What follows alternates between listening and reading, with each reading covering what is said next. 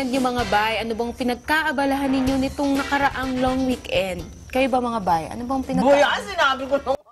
Hindi, aside sa nagstay ka sa bahay na tulog, o si Mami Claire naglinis. Ay, ganun ginawa ko, ganun. Nagbumisita sa parents. Tapos, to cap it all off, nag-movie kami kagabi. Last full show. Hoy, kami nakasingit din ng panonood. Pero syempre, pinakatampok, yung, alam mo na, favorite pastime namin. Ano bang mga cuisine ang natry niyo over the... Chinese and Japanese, dapat hindi mawawala. Talagang love na namin Japanese. Sa totoo lang. Di ba? Tunas. O, tara. Sashimi! Sarap. Tara na. Yan ang ating pagkakainin. Kaya lang si Abay Julie hindi mahilig sa Japanese. Ano gusto mo? Anong cuisine? Chinese. Pang-ano yung chami na pansit na. Maki. Sweet and sour. At dahil nga sa sobrang dami nating... Ay, sorry. At dahil ang dami natin pinagkaabalahan ngayong long weekend, siguro marami sa inyo ay merong tinatawag na post-holiday stress katulad ko na inaantok. Ganun, no? Inaantok ka siguro dahil sa... Parang gusto mo pang i-extend. Oo. Yes. Pahirapan na bumangon sa ano. Kaya nga, dapat asahan na natin yung ganyang pakiramdam. Expect some letdown. Kumbaga normal siya. Normal. Normal ka, girl. Ayun. Sige. At meron nga kaming mga ilang mga tips para maiwasan at maintindihan natin kung ano nga ba itong post-holiday stress na to. At ang una nga ay expect some letdown. Tapos, anong tawag dito, hindi natin kasi maiiwasan na gano'n na maging pakiramdam natin na para kang tinatamad. Oo. Kasi biruin mo, katulad ko, 4 na araw, yung hindi ka busy, hindi ka nataranta, Relax na relax. Ang sarap ng buhay. I don't have to wake up that early, na 5 o'clock in the morning. Kundi, 7 ako na. Nakagising ako ng gano'n. Pagkatapos mong kumain, medyo pwede ka ng, siguro papalipas ko lang ng an hour or 2, o pwede ka lang patulog. Yun ang kailangan natin. Basically, pagkain, tulog ang ginawa.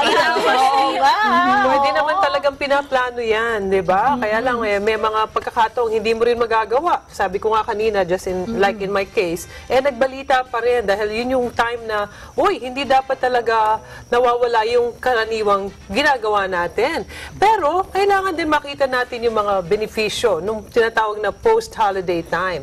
Yung good side po, dun sa pag-end ng holiday, kaya meron kang chance, di ba? Oo. Pero, hindi ba natin masasabi yung nakaraan? Siguro, ano na lang din yun. Kumbaga, para holiday natin kasi wala tayong hindi Ayan sa atin yun. Tayo lang yun. Yun. sa bagay, para bang meron kang me time kung tawagin. Meron kang panahon para sa sarili mo. Yun ang importante niyan. Kaya nga, ang pinakamaganda dyan, yung meron kang panahong magpahinga. Gaya ng ginawa ni Abay Julie. Kaya nga lang, meron siyang tinatawag na para bang hanggat maaari gusto pang ma-extend. Yan ang problema. Oo. At saka kapag gano'n, pagkatapos ng ikaw ay nagbakasyon ka ng ng matagal-tagal. Ang tendency dahil sa pagpasok mo, asahan mo na pag pagpasok mo talaga, tambak ang trabaho mo. Na hindi ka naman nagdala ng trabaho mo na nagbakasyon. Ako talaga Nag-accumulate. tendency. Bakasyon kung bakasyon. Ako, tinapos ko muna lahat ng mga kailangan ko para pag meron kasi akong tendency na kapag yung, alam mo yun, naiwanan ko, hindi ako mapakali. So, ginawa ko, tinapos ko lahat. Para pagbalik ko today, mamaya, wala akong masyadong pambak. Hindi ka haggard sabihin. Yun. At isang way ko para makakope dito sa stress nga nito sa long weekend, kumakain ako mga bay. Kahit siguro mga 3 araw, di ba, meron kasi tayong tinatawag na parang yung strict ang diet, pero ngayon okay lang, para lang maibalik ko yung stamina sa pagtatrabaho. Strict ang diet mo during this vacation? Or during the time na talagang nagkakain ka? Strict kasi nga 'di ba meron akong post-baby weight. Yan, Pero nitong long nakaraan, weekend at saka itong ngayong pagbalik na may pasok ulit, wala muna para Indulge ka muna. Para maibalik ko yung stamina ko ngayong aking enthusiasm sa pagtatrabaho. Oo. Sabi ko nga, galit-galit muna with diet. That was in my case. Kasi yun yung time na nagkasabay-sabay kaming kumain, na-enjoy namin yung same food. Tsaka yun yung parang, it's about time you treat yourself. Di ba? Yes. Kasi pagka yung puro trabaho, gaya ng Correct. ginagawa ng iba, nakaka-stress din yan.